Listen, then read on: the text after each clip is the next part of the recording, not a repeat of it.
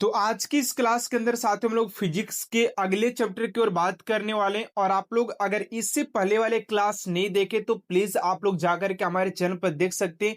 वहां पर एक प्लेलिस्ट बना करके आप सभी के सारे क्लास वहां पर अपलोड कर दिया गया है। आप लोग वहां से जाकर के देख सकते हैं। अब साथियों आज हम लोग बात करने वाले प्रकाशिकी यानी कि ऑप्टिक्स से।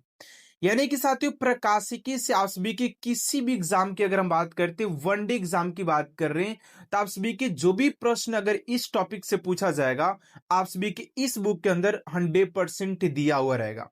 क्योंकि साथियों मैं इसलिए कर रहा हूं क्योंकि हर एक स्टूडेंट का साथियों ये बुक काफी ज्यादा पसंद होता है और इस बुक के अंदर से अच्छे खासे क्वेश्चन एग्जाम में पूछे जाते हैं। तो चलिए साथियों आप सभी के इस चैप्टर को स्टार्ट करते हैं। और मैं आप सभी से हाथ जोड़ के बार बार रिक्वेस्ट करता हूं कि भाई आप लोग अब धैर्य के साथ पढ़िए और धैर्य के साथ आप लोग सुनिए। सारी चीज आप सभी को लाइन बाय लाइन याद हो जाएगा। तो चलिए साथियों आप प्रकाशिकी को स्टार्ट करते हैं। यहां से पहला पॉइंट है कि प्रकाश प्रकाश तंतु किस सिद्धांत पर कार्य करता है। प्रकाश तंतु किस सिद्धांत पर कार्य करता है? तो पूर्ण आंतरिक परावर्तन के सिद्धांत पर कार्य करता है। पूर्ण आंतरिक परावर्तन के सिद्धांत पर कार्य करता है। अगला पॉइंट है कि मृग मृग ऋचिका किसका उदाहरण है? मृग ऋचिका किसका उदाहरण है? तो प्रकाश का पूर्ण आंतरिक परावर्तन के उदाहरण हो जाता है। अगला पॉइंट है कि प्रकाश तरंगों के वायु से कांच में जाने पर उनमें उन उनके कौन से गुण प्रभावित होते हैं? प्रकाश तरंगों के वायु से कांच में जाने पर उनके कौन से गुण प्रभावित होते हैं? तो उनके तरंगदैर्घ्य और वेग क्या होते हैं? प्रभावित होते हैं। तरंगदैर्घ्य और वेग इनके क्या होते हैं? प्रभावित होते हैं। चलिए अगले पॉइंट की ओर बात करते हैं। यहाँ पर अगला पॉइंट है कि जब प्रकाश एक माध्यम से दूसरे माध्यम में प्रवेश करता है तो उसकी आवृत्ति अपरिवर्तित रहती है। उसकी आवृत्ति क्या होती है? अपरिवर्तित रहती है। ठीक है, इस बात को याद रखिएगा। चलिए अगला पॉइंट है कि निर्वात में प्रकाश की गति कितनी होती है? निर्वात में प्रकाश की गति कितनी होती है? तो 3 × 10⁸ मीटर पर सेकेंड होता है। निर्वात में प्रकाश की चाल की बात करते आप सभी के वनडे एग्जाम के किसी भी एग्जाम की बात किया जाए तो आप सभी के ये क्वेश्चन काफी ज्यादा बार पूछा गया है कि निर्वात में प्रकाश की चाल कितना होता है? तो 3 × 10⁸ मीटर पर सेकेंड होता है। अगला क्वेश्चन है कि प्रकाश संश्लेषण की क्रिया में ऊर्जा रूपांतरण किस प्रकार होता है? प्रकाश संश्लेषण की क्रिया में ऊर्जा का रूपांतरण किस रूप में होता है, यानी कि किस प्रकार होता है? तो इसका रूपांतरण आप सभी के प्रकाश ऊर्जा से रासायनिक ऊर्जा में परिवर्तित होती है। प्रकाश ऊर्जा से रासायनिक ऊर्जा में परिवर्तित होती है। अगला पॉइंट है कि दाढ़ी बनाने के लिए किस दर्पण का प्रयोग किया जाता है? दाढ़ी बनाने के लिए किस दर्पण का प्रयोग किया जाता है? तो अवतल दर्पण का प्रयोग किया जाता है। क्योंकि इसमें अवतल दर्पण में किसी वस्तु का सीधा और क्या होता है? बड़ा प्रतिबिंब बनता है, जिसके कारण से छोटी छोटी दाढ़ियां बड़े बड़े दिखाई देती है। ठीक है, चलिए ये भी क्वेश्चन आपसे कि बहुत बार एग्जाम में पूछा गया है। ठीक है, चलिए अगला जो पॉइंट है यहाँ पर, अगला पॉइंट है, ध्यान से देखिएगा। अगला पॉइंट क्या कर रहा है आप सभी का? अगला पॉइंट है कि प्रकाश सजावट के लिए विसर्जन लैंपों में किस गैसों का प्रयोग किया जाता है? प्रकाश सजावट के लिए विसर्जन विसर्जन लैंपों में किस गैसों का प्रयोग किया जाता है? तो इसमें नियोन का प्रयोग किया जाता है। किसका? नियोन का प्रयोग किया जाता है। चलिए अगला पॉइंट है, काफी ज्यादा इंपोर्टेंट पॉइंट है कि लाल रंग की तरंगदैर्घ्य सबसे अधिक होता है, जबकि बैंगनी रंग का तरंगदैर्घ्य सबसे कम होता है। लाल रंग का तरंगदैर्घ्य सबसे अधिक होता है और बैंगनी रंग का तरंगदैर्घ्य साथियों आप सभी के सबसे कम होता है। इस पॉइंट को आप लोग याद रखिएगा। ठीक है, चलिए अगला है कि क्षितिज के समीप सूर्य एवं चंद्रमा के दीर्घ वृत्ताकार दिखाई देने का क्या कारण है? क्षितिज के समीप सूर्य एवं चंद्रमा के दीर्घ वृत्ताकार दिखाई देने का क्या कारण है? तो इसका कारण होता है प्रकाश का अपवर्तन, रिफ्लेक्शन ऑफ लाइट होता है। रिफ्लेक्शन ऑफ लाइट होता है। अगला पॉइंट है कि वास्तविक सूर्य उदय से कुछ समय पहले ही सूर्य क्यों दिखाई देने लगता है? वास्तविक सूर्य उदय से कुछ समय पहले ही सूर्य दिखाई देने लगता है, आप सभी ने देखा होगा। तो इसका जो मेन कारण होता है, प्रकाश के अपवर्तन के कारण ही ये क्या करने लगता है, कुछ समय पहले ही दिखाई देने लगते हैं। चलिए अगला पॉइंट है साथियों, खतरे के संकेतों के लिए लाल प्रकाश का प्रयोग क्यों किया जाता है? आप सभी ने बहुत बार देखा होगा, बहुत बार देखा क्या होगा कि वैसे ही होता है कि आप लोग जब भी खतरे के निशान देखते हैं तो उसमें रेड लाइट ही होती है, न व्हाइट होती है, न ब्लैक होती है, न ग्रीन होती है, न कोई और कलर होता है। यानी कि डेंजरस, यानी कि खतरों के लिए साथियों सिर्फ रेड कलर का ही प्रयोग किया जाता है, आप सभी ने देखा होगा, ठीक है। तो आखिर ऐसा क्यों किया जाता है, वाई क्वेश्चन आता है। तो लाल प्रकाश का प्रकीर्णन सबसे कम होता है, लाल रंग का जो प्रकीर्णन होता है ना सबसे कम होता है, इसीलिए लाल रंग को खतरे के लिए प्रयोग में किया जाता है। अगला पॉइंट है कि साबुन के पतले झाग में चमकदार रंग किस घटना के कारण से दिखाई देते? आप सभी ने देखा होगा कि साबुन के जब बुलबुले उठते हैं तो उसमें चमकती हुई कुछ दिखाई देता है। उसका कारण क्या होता है? तो उसका कारण होता है बहुलित परावर्तन। बहुलित परावर्तन उसका मेन रीजन होता है, और व्यक्तिकरण के कारण। चलिए अगले पॉइंट की ओर बात करते हैं कि अस्पष्ट दृष्टि की न्यूनतम दूरी कितनी होती है?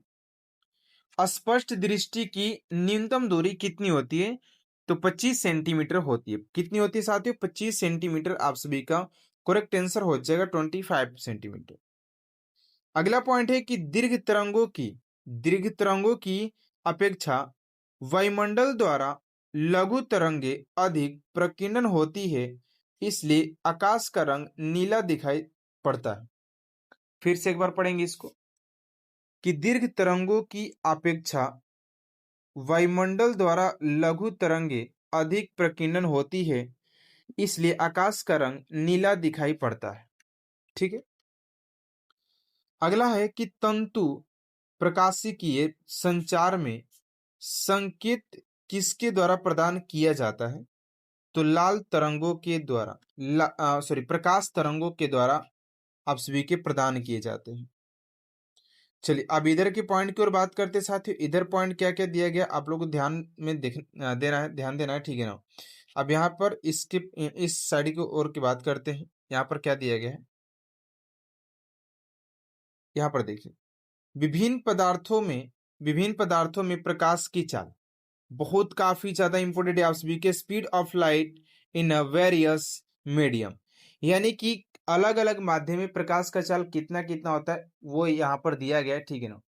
तो देखते हैं।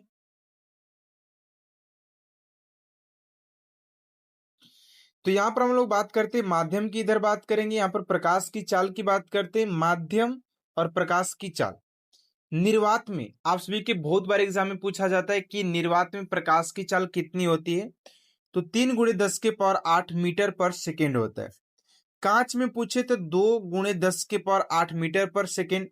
जल में पूछे तो 2.25 × 10⁻⁸ मीटर पर सेकेंड होता है। रॉक साल्ट में बात करते करें तो 1.96 × 10⁸ मीटर पर सेकेंड। टारपिन का तेल में बात करते 2.04 × 10⁻⁸ मीटर पर सेकेंड होता है। नायलॉन में बात करें तो 1.96 × 10⁸ मीटर पर सेकेंड होता है। प्रकाश की चाल की बात करते हैं। अलग अलग माध्यम में हम लोगों ने प्रकाश के चाल को देखा है कि अलग अलग माध्यम में प्रकाश के चाल क्या क्या हो सकता है, ठीक है। चलिए, तो अलग अलग माध्यम में प्रकाश की चाल अलग अलग ही होता है, आप सभी को इस बात को अच्छे तरीके से याद रखना है, ठीक है। चलिए अब अगले पॉइंट की ओर बात करते हैं कि परम परम्प तारंग कैमरे के किस भाग से आंखों के रेटिना की तुलना की जा सकती है? तो फिल्म से। अगला कि एंडोस्कोप, एंडोस्कोप किस सिद्धांत पर कार्य करता है? एंडोस्कोप किस सिद्धांत पर कार्य करता है एंडोस्कोप? तो ये प्रकाश के पूर्ण आंतरिक परावर्तन के सिद्धांत पर कार्य करता है। प्रकाश के पूर्ण आंतरिक परावर्तन पर ये कार्य करता है। अगला कि प्रकाश विकिरणों की प्रकृति कैसी होती है? तो तरंग एवं कण दोनों के समान होती है। एवं कण दोनों के समान होते हैं। अगला कि किसी अपारदर्शी वस्तु का रंग उस रंग के कारण होता है जिस रंग को वह परिवर्तित करता है। अगला पॉइंट है, आप सभी के काफी ज्यादा इंपॉर्टेंट पॉइंट है। मैं बॉक्स वाला को और आप सभी को काफी ज्यादा इंपॉर्टेंट बोलता हूं, तो आप सभी इस बात को मानिएगा, ठीक है। करे कि हीरा उच्च अपवर्तनांक के कारण चमकता है, क्योंकि हीरे का अपवर्तनांक अधिक होता है, इसलिए तराशने पर उसकी चमक बढ़ जाती है। जिससे उसे तराशने पर सोने की चमक और क्या हो जाती है आप सभी के, सॉरी, हीरे की चमक और क्या हो जाती है आप सभी के, बढ़ जाती है। ठीक है, चलिए अगला क्वेश्चन है कि प्रकाश की गति किस माध्यम में सबसे कम होती है? प्रकाश की गति की बात कर रहे हैं हम लोग, तो प्रकाश की गति सबसे कम जो होती है वो ठोस में होती है। अगला कि अस्त होते समय सूर्य लाल रंग का क्यों दिखाई पड़ता है? यानी कि सूर्यास्त होते समय सूर्य लाल क्यों दिखाई देता है? इसका मेन कारण क्या है? तो इसका कारण है प्रकाश के प्रकीर्णन के कारण ये घटना घटता है, जिसके कारण से प्रकाश आप सभी के लाल दिखाई देने लगता है। कोई दिक्कत नहीं? दिक्कत, चलिए आगे बढ़ते हैं। कोई भी दिक्कत होगा आप लोग कमेंट बॉक्स में पूछ सकते हैं, ठीक है भाई।